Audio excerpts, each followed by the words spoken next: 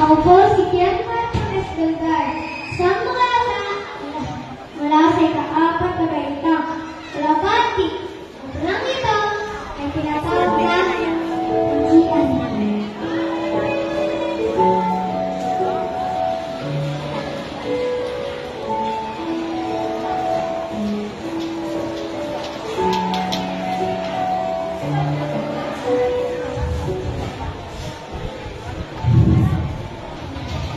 Ma, Mami, Ina, Nanay, ang itawag sa'yo ay bagay na bagay. Lahat ay kaya mo ang pangalan. Open mo ang ilo ng pag-ibig mo. Sa bawat pag-ibig ng mga kamay na binibilang sa bawat segundo at minuto, ang nagulong mo sa isipan kong tumakbo at pinirang ang nais ko. Higit sa'yo ang kaginawahan na hindi mo naranasan. Ang pinakasang sa kabuhay ay hayag ko sa'yo, Ina. Sa bawat pagulat ng kalungkap, ang pisik mo ay narapanap. Mahal kong Ina, pagdalang ng buhay-buhay, ang palagsin ng kaldero at baso ang natay ko.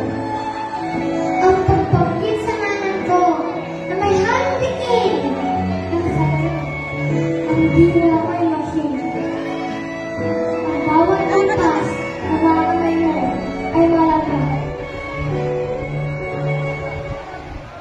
Hindi na nagsisilbing instrumento sa pagkakataon. Hindi ang gumagabay sa limaan ko. Sa bawat palakban, ikaw, Laila. Sa iyong pag-ibig, pilit kong kinakagat ang mga labi mo. Sa bawat pagpatak ng kaluwa na hindi ko kayang masira. Pasensya ka na sa katigas ng ulo ko. Alam kong pagod ka, ngunit patuloy pa rin ang pagpapasuhay ko. Salamat! Salamat sa patuloy na pag-iintindi. Kahit nahirapan ka, pilit mo pa rin pinapakita ang katatagan mo bilang isang ina.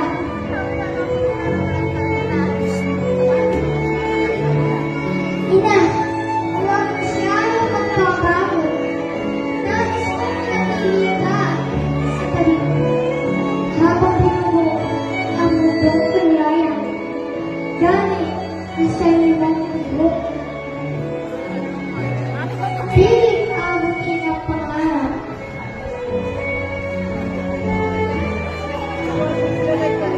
Pangarap na ikaw ang unang dahilan. Pangarap na iyong tinabayan. Tulad ng isang titiyan. Ako'y tingin na sa dakdak para